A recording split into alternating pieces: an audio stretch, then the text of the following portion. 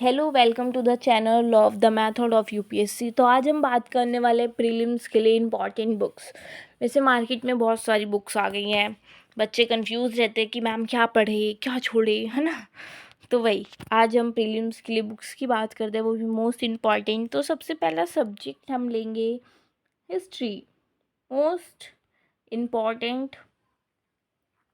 History से बहुत सारे क्वेश्चन आजकल पूछे जा रहे हैं। वैसे एशियंट और मेडिवल जो हिस्ट्री होती है उसमें जो यूपीएससी है पहले 4-5 साल पहले वो उसमें से गिने चुने क्वेश्चन पूछता था, मतलब अगर पूछा तो एक या दो। लेकिन आजकल जो एशियंट और मेडिवल हिस्ट्री है वो बहुत इम्पॉर्टेंट हो गई है। उसमें से आजकल 8 से या 10 तक इतने मैक्सिमम क्वेश्चन वो पूछ रही है। तो अगर एशियंट और मेडिवल की बात करें तो एशियंट और मेडिवल के लिए जो बुक मैं प्रेफर या सजेस्ट करूँगी तो आई थिंक ट्वेल्थ की एनसीईआरटी बुक है एशियंट और मेडिवल की, पार्ट 1, पार्ट 1 एंड पार्ट 2। आप इसको पढ़िए। जो एशियंट और मेडिवल है उसमें आजकल जो यूपीएससी ना डायरेक्ट क्वेश्चन पूछता है, जैसे विजयनगर एम्पायर होता है, बाकी और भी टॉपिक्स होते हैं, उनमें से आजकल डायरेक्ट क्वेश्चन पूछ रहे हैं। और वो डायरेक्ट क्वेश्चन ना, अगर आप ये एशियंट और मेडिवल पढ़ेंगे ना तो आपको वो क्वेश्चन ना पता चलेगा कि हाँ यूपीएससी इस टॉपिक से पूछ रहे हैं, इसमें से ये डायरेक्ट क्वेश्चन उठाता है, ज़्यादा मतलब घुमा फिरा के नहीं पूछता। तो ओके ठीक है, ये दोनों बुक्स आप पढ़िए और आपको पता चलेगा जो यूपीएससी है वो डायरेक्ट क्वेश्चन इसमें से पूछ रहे हैं।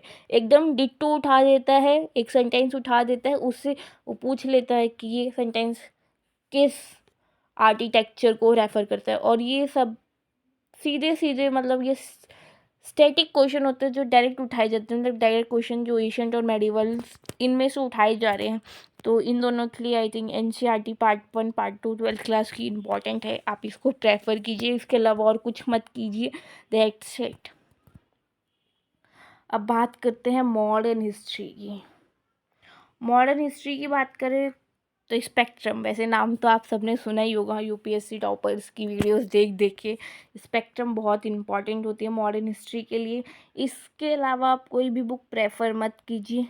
वैसे बहुत से बच्चे सोच रहे होंगे स्पेक्ट्रम तो बहुत मोटी बुक होती है, बहुत कुछ पढ़ना होता है, लेकिन ऐसा नहीं है। स्पेक्ट्रम में भी आपको सारा नहीं पढ़ना होता है, जो मोस्ट इम्पॉर्टेंट चैप्टर्स होते हैं जिसमें से यूपीएससी बार बार क्वेश्चन पूछती है उनको ही पढ़ना होता है। क्यों? क्योंकि यूपीएससी बहुत से चैप्टर्स में से क्वेश्चन पूछती ही नहीं है, वो तो ऐसे ही छोड़े जाते हैं। बस लोग कहते हैं स्पेक्ट्रम पढ़िए स्पेक्ट्रम, बट ये होता है ना कि कोई आके बताता नहीं है क्या पढ़ना है, स्पेक्ट्रम में से क्या नहीं पढ़ना होता है।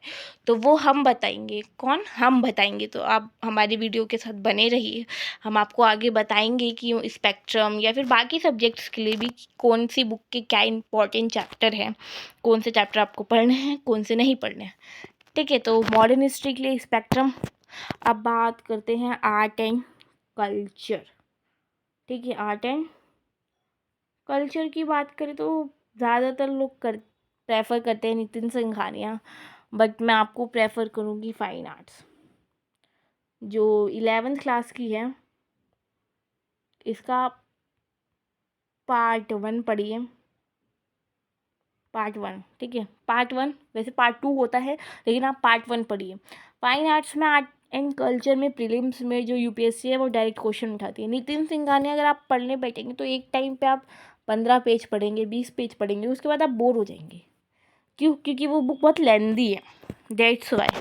ऐसा नहीं है कि उसमें मटेरियल अच्छा नहीं है पढ़ने के लिए, मटेरियल बहुत अच्छा है उसमें पढ़ने के लिए, लेकिन जो यूपीएससी है ना वो डायरेक्ट क्वेश्चन वहाँ से नहीं उठाती, वो फाइन आर्ट्स में से उठा रही है डायरेक्ट क्वेश्चन, उसमें से ही उठाती है। अगर आप प्रीवियस ईयर क्वेश्चन पेपर को देखेंगे तो आपको पता चलेगा जो यूपीएससी है वो फाइन आर्ट्स में से आर्ट एंड कल्चर के लिए डायरेक्ट क्वेश्चन पेपर उठा रही है। ठीक है, तो आप फाइन आर्ट्स को पढ़िए आर्ट एंड कल्चर के लिए। ठीक है, तो हम नेक्स्ट बात करते हैं पॉलिटी, मोस्ट इम्पॉर्टेंट सब्जेक्ट जिसमें से हर साल 18 से 20 क्वेश्चन आते ही आते हैं। और वो कहाँ से आते हैं?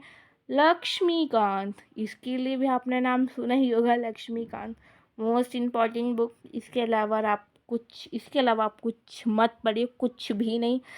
अगर आपको ऐसा लगता है आपका बेसिक अंडरस्टैंडिंग आपको नहीं है पॉलिटी के बारे में, ठीक है, इंडियन कॉन्स्टिट्यूशन क्या होता है क्या नहीं होता, आपको इतना सा भी नॉलेज नहीं है, तो कोई फालतू वो कैसा नहीं कि आप एनसीईआरटी 6 से 12 तक की एनसीईआरटी पढ़े, अपना बेस स्ट्रॉन्ग करे, ऐसा कुछ नहीं।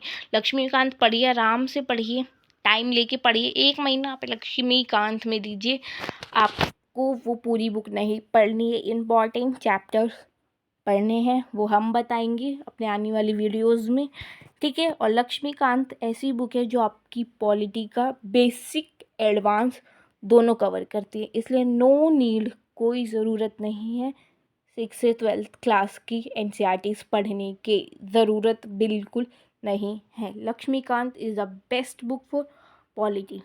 मेंस के लिए हम आगे बताएंगे, नेक्स्ट वीडियो आएगी, ठीक है। तो ये होगा पॉलिटी। अब हम बात करते हैं जियोग्राफी। जियोग्राफी की बात करें तो जियोग्राफी के लिए कुछ नहीं, क्लास 12th की बुक्स लीजिए, एनसीईआरटी, ठीक है। 2 बुक्स होती हैं, पार्ट 1 पार्ट 2, दोनों लीजिए, दोनों को पढ़िए सिर्फ प्रीलिम्स के लिए, ठीक है। प्रीलिम्स के लिए जियोग्राफी के लिए class 11th NCERT part 1 part 2, इसके अलावा आपको कोई बुक प्रेफर नहीं करनी है, ठीक है। ओल्ड वर्जन ही या न्यू वर्जन, ये आप पे डिपेंड करता है। वैसे ओल्ड या न्यू वर्जन में कोई डिफरेंस नहीं है, दोनों कॉपी मतलब दोनों बुक सेम है, कोई डिफरेंस नहीं है। बस कवर में ओल्ड लिख दिया है, पुरानी वाली में ओल्ड होगा, और नया जो बुक होगा उसमें कवर में न्यू लिख दिया। एज इट इज़ वो बुक पूरी सेम है, पढ़ डालिए, रट डालिए। डायरेक्ट क्वेश्चन आते हैं, डायरेक्ट क्वेश्चन मतलब डायरेक्ट क्वेश्चन, ओके। वैसे रिपीट कर दिए लेकिन इसलिए रिपीट कर रहे हैं क्योंकि आपके दिमाग में बैठ जाए कि जो जियोग्राफी है उसमें से डायरेक्ट क्वेश्चन आते हैं 11th क्लास की, ये दोनों बुक्स पढ़ के। ओल्ड वर्जन पढ़िए, न्यू वर्जन पढ़िए, आपकी मर्ज़ी। और जियोग्राफी के लिए एक बुक और होती है, वो मैपिंग की बुक होती है, क्योंकि प्रीलिम्स में मैप भी आता है, तो मैपिंग के लिए एक बुक आती है, एटेल्स, वैसे इसका नाम मैं बोल नहीं पाती हूँ, ठीक है तो ये बुक एक आती है, ये बुक आपका जो मैपिंग वर्क है वो पूरा कवर करती है। उसमें से भी आपको सारे मैप नहीं करने होते हैं, बहुत गिने चुने मैप, ठीक है, वो भी हम बताएंगे। तो मैपिंग के लिए एक एटलस बुक आती है, वो आप लोग प्रेफर कीजिए, ठीक है। तो जियोग्राफी के लिए ये हो गया। अब नेक्स्ट हम बात करते हैं इन्वायरमेंट एंड इकोलॉजी, या ecology and environment, ecology and environment. इसके लिए सबसे इम्पॉर्टेंट बुक जो होती है वो होती है शंकर IAS। कोई ज़रूरत नहीं है दूसरों का सुनने की कि रमेश सिंह या फिर टॉपर्स के notes, no need. Shankar IAS best होता है, बेस्ट, ठीक है। इसमें से 15-16 क्वेश्चन हर साल आते हैं इन्वायरमेंट में से, वो भी डायरेक्ट आते हैं, कोई ज़रूरत नहीं। बस वो होता है कि अगर आपने 4 से ज़्यादा, यानी मैं रिवीजन बहुत बार की होगी, तो आपको वो क्वेश्चन बहुत इजीली हो जाएंगे। अगर किसी बच्चे ने रिवीजन ही एक बार की होगी और उससे क्वेश्चन नहीं सॉल्व हो रहे होंगे, तो उसको तो यही लगेगा मैम पागल बना रही है, बट ऐसा नहीं होता है। यूपीएससी में इन्वायरमेंट, पॉलिटी, जियोग्राफी, इनमें से डायरेक्ट क्वेश्चन आते हैं, लिटरली आते हैं, ठीक है। मैंने पेपर दिया है, मैंने देखा है प्रीवियस क्वेश्चन पेपर को, इसलिए मैं बता रही हूँ, ठीक है। तो इसमें से डायरेक्ट क्वेश्चन आते हैं, आप इसको पढ़िए, आपकी अंडरस्टैंडिंग एकदम क्लियर हो जाएगी। कोई ज़रूरत नहीं है किसी टॉपर्स के नोट ला के या फिर किसी टॉपर्स की बात सुन के कि हमने तो इन्वायरमेंट के लिए, पॉलिटी के लिए, जियोग्राफी के लिए ये बुक्स की थी। एक टॉपर होगा जो आपको बताएगा कि उसने एक सब्जेक्ट के लिए 4 बुक प्रेफर की थी, एक टॉपर होगा कि बोलेगा एक सब्जेक्ट के लिए मैंने कोई बुक प्रेफर नहीं की। अरे भाई 4 बुक प्रेफर की थी, क्या मतलब बनता है 4 बुक प्रेफर करने का? रिवीजन हो पाएगा? नहीं हो पाएगा। 4 बुक को कब बुक कंप्लीट होगी, कब उसको 4 बार रिवाइज करेंगे? नहीं हो पाएगा।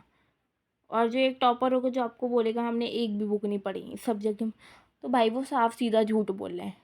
ऐसा हो ही नहीं सकता कि प्रीलिम्स के लिए कोई बच्चा या फिर कोई एस्पिरेंट जो सब्जेक्ट्स के लिए, मतलब वो सब्जेक्ट ही ना पढ़ के जाए। कुछ लोग, कुछ टॉपर्स होंगे जो आपको सही गाइडेंस नहीं देंगे, इसलिए मैं कहूँगी तो टॉपर्स का तो बिल्कुल ना सुने, एक्सपीरियंस वालों का सुने, जिन्होंने एक्सपीरियंस, मतलब जिनके पास एक्सपीरियंस है यूपीएससी का। हमने दिए ना 4 से 5 बार पेपर, हमें पता है ना कि क्या आता है क्या नहीं आता।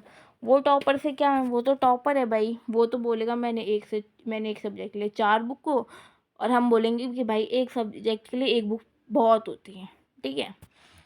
तो इसलिए एक्सपीरियंस वालों का सुनिए, टॉपर्स की मत सुनिए। भाई उन्होंने तो कर लिया, ठीक है। अब वो चाहे सही एडवाइस दे गलत एडवाइस दे, क्या फ़र्क पड़ता है, ठीक है। आपको बनना है, आपके ऊपर है आपको किसकी सुननी है किसकी नहीं सुननी, बाकी आपकी मर्ज़ी, ठीक है। इन्वायरमेंट की बात हो गई, शंकर IAS। इकोलॉजी की बात करूँ तो इकोलॉजी के लिए बायोलॉजी की बुक आती है। कोई कनेक्शन दिख रहा है इकोलॉजी और बायोलॉजी का? नहीं तो दिख रहा ना, अब दिखेगा। क्योंकि इकोलॉजी के लिए बायोलॉजी होती है, क्लास 12 की होती है, NCERT होती है। क्लास 12 की NCERT होती है, ठीक है। उसको पढ़नी होती है, दैट्स इट। वो भी पूरी नहीं पढ़नी होती, मैं बताती हूँ। उसका जो लास्ट यूनिट होता है, उस बुक का लास्ट एक यूनिट होगा 10 यूनिट होगा आई थिंक, वो इकोलॉजी का पार्ट होता है। उसमें आई थिंक लास्ट कितने चैप्टर होते हैं उस यूनिट में? आई थिंक 4 चैप्टर होते हैं, हाँ 4 चैप्टर होते हैं। बस आपको वो चैप्टर पढ़ने हैं, दैट्स। पूरी बुक नहीं पढ़नी होती, बस आपको ये 4 चैप्टर पढ़ने हैं। यूनिट 10 इकोलॉजी का होगा, बस दैट्स इट। आपको ये 4 चैप्टर पढ़ने हैं, उसके अलावा नहीं पढ़ना कुछ भी, ठीक है। और वो बुक आप पढ़ के आपका जो इकोलॉजी का अंडरस्टैंडिंग है और एक एडवांस लेवल का, वो दोनों कवर हो जाएगा, ठीक है। तो दैट्स इट। और अब इकोनॉमी की बात करते हैं, जिसमें से हर साल 15 से 20 कहूँ, या फिर यूँ कहूँ तो 20 से 25 भी हो जाते हैं ये सब्जेक्ट में, ठीक है। तो इकोनॉमी के लिए ज़्यादा कुछ नहीं करना होता है, बहुत सब कुछ नहीं पढ़ना होता है, बस दैट्स इट।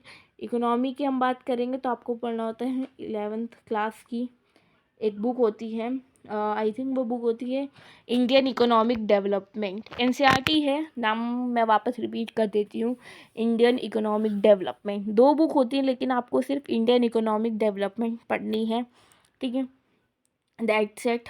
और साथ में अगर मैं बात करूँ तो समरी आपको पढ़नी है बजट की और इकोनॉमी सर्वे की, दैट्स इट। हाँ, और आई थिंक ये विज़न IAS की या फिर GS स्कोर करके कुछ होता है, उनकी आप समरी पढ़िए बजट के लिए और इकोनॉमिक सर्वे के लिए, दैट्स इट। प्रीलिम्स के लिए इससे ज़्यादा और कोई नीड नहीं है इकोनॉमिक्स में, ठीक है। अब बात करते हैं हम science and technology. Science and tech की बात करूँ, कोई ज़रूरत नहीं है कोई बुक प्रेफर करने की, no need. PT 365, that's it. क्योंकि साइंस एंड टेक्नोलॉजी में जो करंट में चल रहा होता है, UPSC वही आस्क करती है, मतलब वही पूछती है, उसके अलावा कोई बुक में से नहीं पूछती। इसलिए साइंस एंड टेक के लिए या तो PT 365 या जो मंथली मैगजीन नहीं आती आजकल, वो, दैट्स इट। हमने तो PT 365 प्रेफर की थी, बाकी आप लोग की मर्ज़ी। अब हम बात करते हैं current affairs, most important current affair. Most important भी नहीं कहूँगी, लेकिन मेंस पर्पज़ के लिए इम्पॉर्टेंट होता है, प्रीलिम्स के लिए इम्पॉर्टेंट नहीं होता है। क्योंकि ज़्यादातर 5 से 8 क्वेश्चन आते हैं, या तो आते हैं या तो कभी कभार 1 या 2 क्वेश्चन आते हैं, दैट्स इट, ठीक है। तो इसके लिए या तो मैं मंथली मैगज़ीन जो होती है वो, या तो PT 365। I think PT 365 current affair के लिए बेस्ट है, ठीक है। मंथली मैगज़ीन पढ़ के कोई फ़ायदा नहीं है, PT 365 पढ़िए, उसमें वही चीज़ होती है जो पेपर के पर्पज़ से बहुत इंपॉर्टेंट होता है, दैट्स इट। तो हमने क्या क्या कवर कर लिया? हमने हिस्ट्री कवर कर लिया, इन्वायरमेंट कवर कर लिया, पॉलिटी कवर कर लिया, जियोग्राफी भी कवर कर लिया, साइंस एंड टेक भी कर लिया, इकोनॉमिक्स भी कर लिया, एंड करंट अफेयर भी कर लिया। साइंस एंड टेक के लिए और science and techs and current affair के लिए आप PT 365 प्रेफर कीजिए, बेस्ट है। इससे ज़्यादा कुछ कोई बुक वगैरह या न्यूज़पेपर पढ़ने की ज़रूरत ही नहीं होती। न्यूज़पेपर आपको सिर्फ इंटरव्यू के दौरान पढ़ना होता है, दैट्स इट, उससे ज़्यादा और कुछ नहीं। अगर हमारा चैनल आपको पसंद आया हो, आई थिंक ये वीडियो अगर आपको पसंद आई हो, तो इसको like and share and subscribe कीजिएगा और आगे हमारे चैनल के साथ बने रहिएगा। आपको पता चलेगा कि क्या पढ़ना है, मतलब इम्पॉर्टेंट चैप्टर्स। और मेंस के लिए और प्रीलिम्स के लिए एक जो बहुत इम्पॉर्टेंट फैक्टर है, बहुत इम्पॉर्टेंट फैक्टर, जो लिटरली आपको कोई नहीं बताएगा, आज तक किसी टॉपर ने आपको नहीं बताया होगा। अगर आप कोचिंग जाते हैं तो आपको कोचिंग में भी किसी ने नहीं बताया होगा, ठीक है। तो वो एक जो मोस्ट इम्पॉर्टेंट फैक्टर नहीं होता, वो हम बताएंगे। बस आपको क्या करना है, चैनल को सब्सक्राइब करना है, हमारे साथ जुड़े रहिए। और वीडियो वो आई थिंक हम 1-2 हफ्ते में लेके आएंगे, ठीक है। तब तक के लिए हमारे चैनल को लाइक शेयर एंड सब्सक्राइब कीजिए और बने रहिए। एंड कीप डूइंग वेल, 100% दीजिए अपना और क्रैक कीजिए एग्ज़ाम। यही विशेष के साथ धन्यवाद, थैंक यू।